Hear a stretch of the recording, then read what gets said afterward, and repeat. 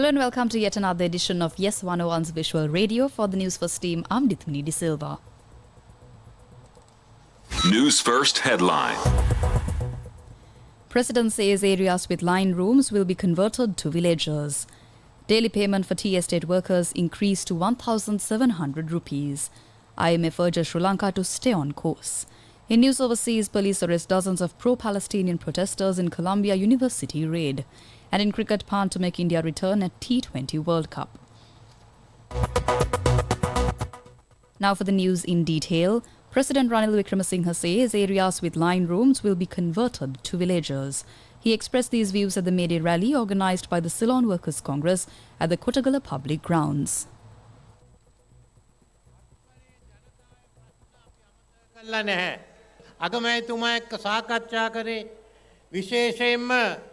මේ ලයින් කාමර තියෙන තැන් අපි නීතියෙන් ගම්මාන හැටියට හඳුනා ගන්න. එතකොට ගම්මාන වල පහසුකම් ලැබෙනවා. අපි ඉන්නේ ඒක ජීවන නැමතුමා එක්ක කතා කරලා ඒ වැඩ කටයුතු කරගෙන යන්න. In more local news, the total daily payment for workers in tea growing and manufacturing trade has been increased to 1,700 rupees. Issuing a gazette, Commissioner General of Labour HKK Jayasundara says the payment includes a daily wage of 1,350 rupees and a daily special allowance of 350 rupees. The daily wage includes the daily budgetary relief allowance and should be applied for payment of EPF and ETF. The gazette further states that the payment to workers in rubber growing and raw rubber manufacturing trade was also increased accordingly. In other local news, Krishna Srinivasan, Director of the Asian Pacific Department of the International Monetary Fund, noted that Sri Lanka's performance under the IMF-supported program has been pretty good. Supported program. This is a program that the authorities have developed, and it's been supported by IMF financing.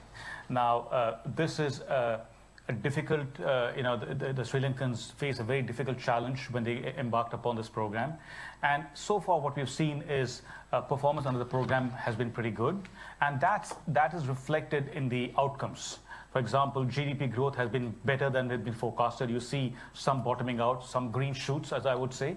Inflation is coming down quite sharply from 70% to well below, what's the number now? I forget the right number, but it's coming down very sharply.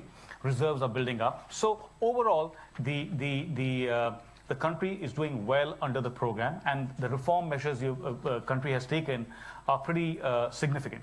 The road ahead is not easy. There are many more things to be done. They've also moved on issues like governance and reducing corruption and so on, which as are part of the government's program. But going forward, the challenges remain. You have to stick to this program so that you can make a durable exit and the economy comes on a durable basis, comes out of the crisis. So it's important to make sure that you work on the fiscal adjustment package, on governance issues which are part of the program. And I think if the government continues with adhering to the program, you will see much better results down the road. Even now, the fact that growth has come back stronger than expected, inflation is lower than many people had expected, I think all these are very good signs that the program is delivering. International news. New York City police raided Columbia University to arrest dozens of pro-Palestinian demonstrators, some of whom had seized an academic building, and to remove a protest encampment the Ivy League school had sought to dismantle for nearly 2 weeks. Shortly after police moved in, Columbia University President Minouche Shafik released a letter in which she requested police stay on campus until at least the 17th of May, 2 days after graduation, to maintain order and ensure that encampments are not re-established. A police spokesperson said within 3 hours the campus had been cleared of protesters, adding dozens of arrests were made. Columbia University earlier threatened academic expulsion of students who took over the campus building. Sports news. Rishabh Pant is set to return to international cricket for the first time since a life-threatening car accident, having been picked in India's T20 World Cup squad. The wicketkeeper has not played for India since sustaining serious injuries in the crash in December 2022. India began their World Cup campaign against Ireland on the 5th of June. India's T20 World Cup squad, led by Rohit Sharma, also includes Yashasvi Jaiswal, Virat Kohli, Surya Kumar Yadav, Rishabh Pant, Sanju Samson, Hardik Pandya, Shivam Dube, Ravindra Jadeja, Aksa Patel, Kuldeep Yadav, Yuzvendra Chahal, Arshdeep Singh, Jasprit Bumrah and Mohammad Siraj. Shubman Gill, Rinku Singh, Khalil Ahmed and Avesh Khan have been named as reserves. And with that, we wrap up this edition of Yes 101's Visual Radio. For the News First team, I'm Nithmini De Silva.